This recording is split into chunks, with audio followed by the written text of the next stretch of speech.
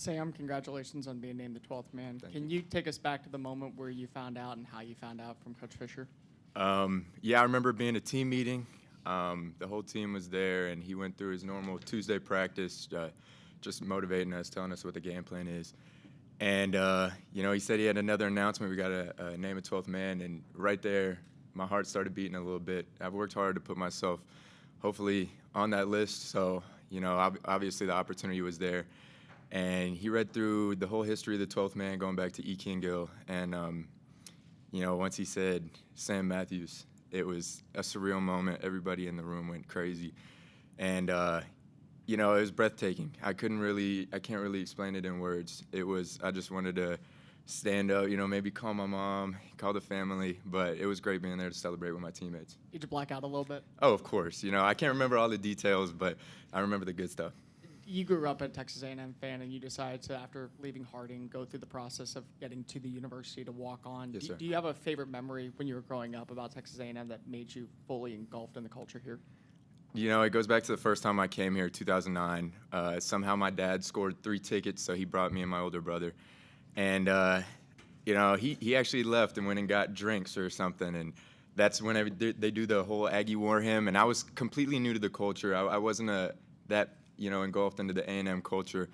But, some older Aggie fans started, hunkering down right next to me. And I was kind of taken off guard, but you fall in love with that kind of stuff. The camaraderie, your brotherhood, the community, the 12th man's amazing. And that's really where it sparked I bleed maroon. That's really where it sparked. We'll stay on the front row to go to Travis. Yeah, I think Coach Fisher's talked about you decided to come back for one more year. Why did you come back, and was it to try to get this?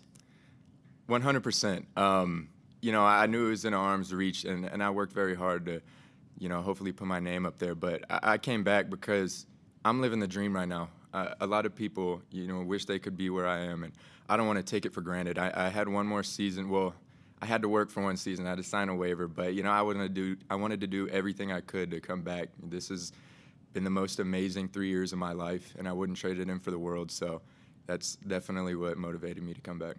We'll go back behind the lights to TV Row to Ben. Back over here, Sam. What stands out to you most?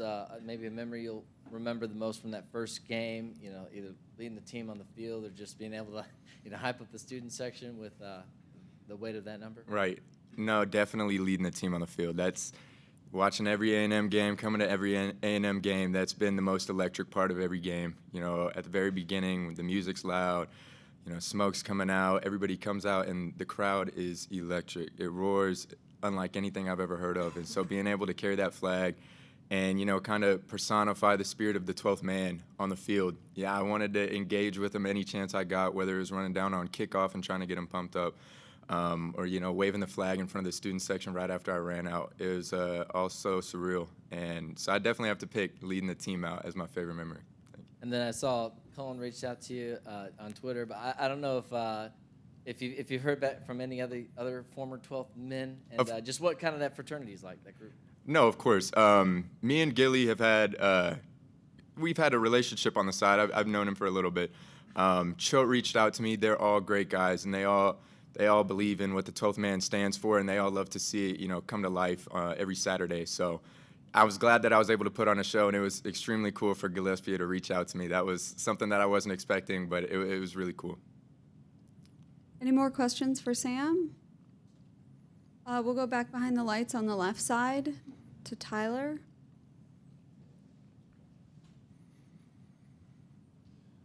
Hey, Sam, obviously with you being the 12th man, but were there any other, differences that you felt from this season opener to, other season openers here? Any other difference? If you were there, the game was crazy. Our offense, special teams, defense, we were all, firing on all cylinders. So as far as, anything other than me being 12th man, I feel like the team came out and we were really ready to play, and it gets me excited for the rest of the season. For sure. We got to throw in some young guys, and they made some plays. And so it's really good to see that. It definitely feels different in the locker room, and I think we proved that on Saturday. So I'm looking forward to Miami. And what do you feel like you have done to kind of prepare yourself for this moment, for being the 12th everything that I've done prepares me for this moment. It's been a long road to get here, and so finally being the 12th man and getting all the things that come with 12th man, it makes the whole entire wait worth it. Sitting out for 2 years of not competing for 2 full seasons and signing that waiver to find out that I get another season to come back and hopefully be the 12th man. Yeah, it makes it all worth it. This was the climax of my whole entire career here, and it's just the beginning. It was only week 1, so I still have a long season ahead of me, and I'm looking forward to hopefully leaving a legacy here. We'll go second row on the left side to Carter. Sam, you talked about the waiver. Did you know you were going to come back? Was it kind of a difficult process, and when did you learn that you'd be eligible to come back?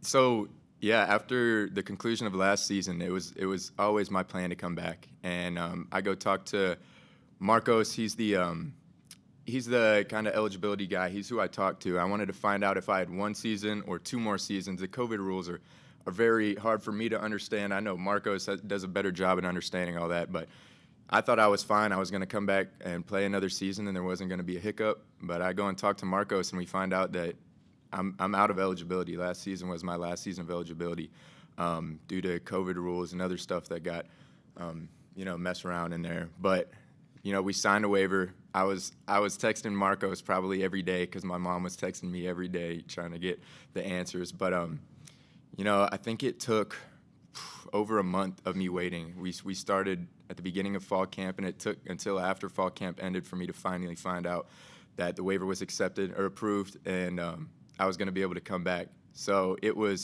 fall camp was tough. It was draining both physically, mentally, and emotionally.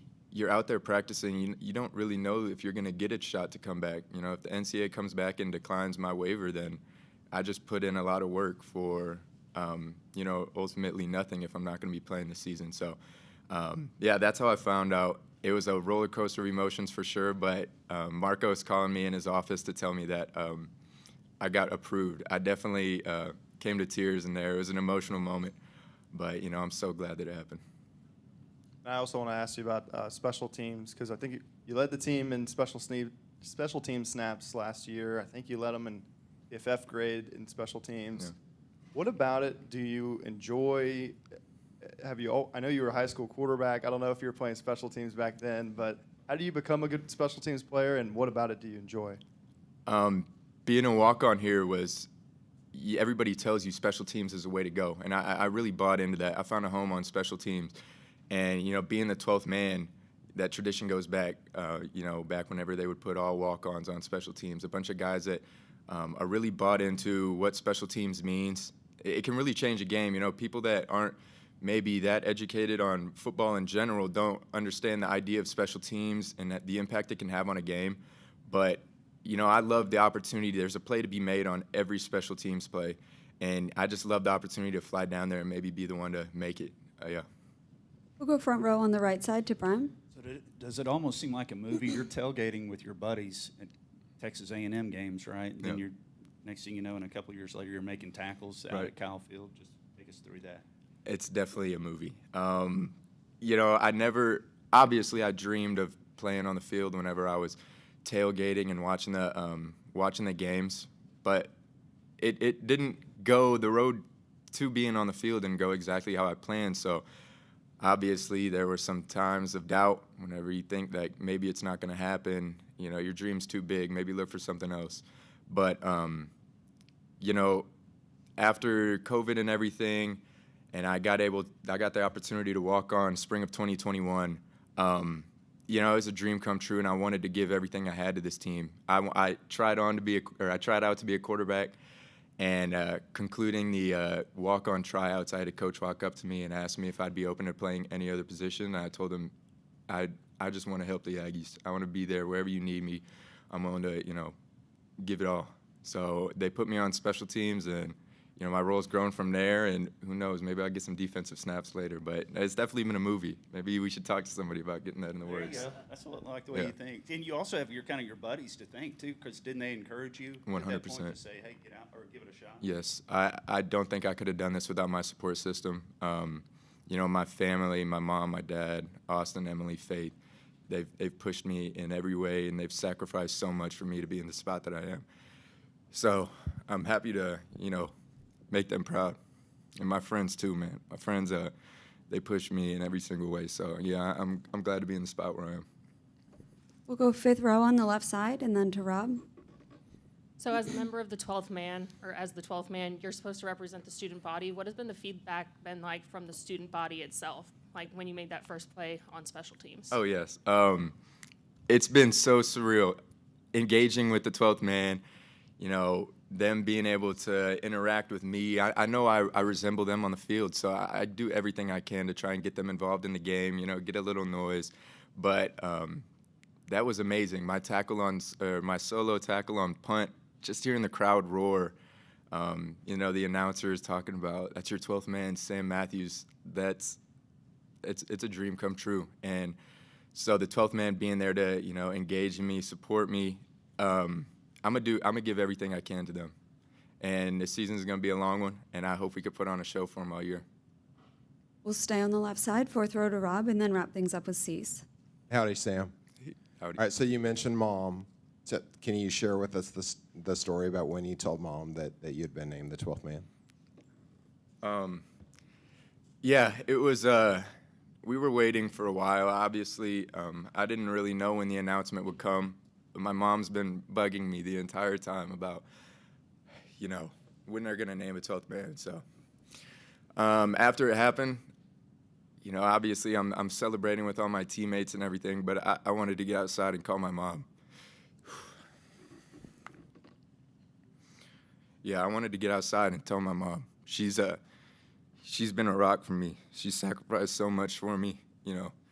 My dad was a Marine, so he was out on tours, and obviously the military life. Maybe they wake up early and they come home late, and my mom did a great job at raising 4 kids. So yeah, it was it made everything worth it being able to call her and hear her talk to me and support me during that time. We'll wrap things up, front row on the left side with Cease. So how many times do people ask you, are you related to the other Mathews? And then do you go ahead, do you know those guys a lot? Do you laugh or what? I assume that's happened a few times. Of course. No, that's my blood brother right there. I'm kidding. No, Jacoby Mathews, he's the only, God, is he the only? I think he might be the second person I've ever met with the last name Mathews spelled with 1 T. They mess it up on everything that I get from here, so I'm hoping maybe they can start spelling it right. But no, we always joke around. We need to get some pictures this year, but he's a stud, and I love what he brings to the table, and I love the brotherhood that we have. We recognize it what it is, that not a lot of people share our last name, so we really try to bring some pride to the people that wear that last name on their jerseys in the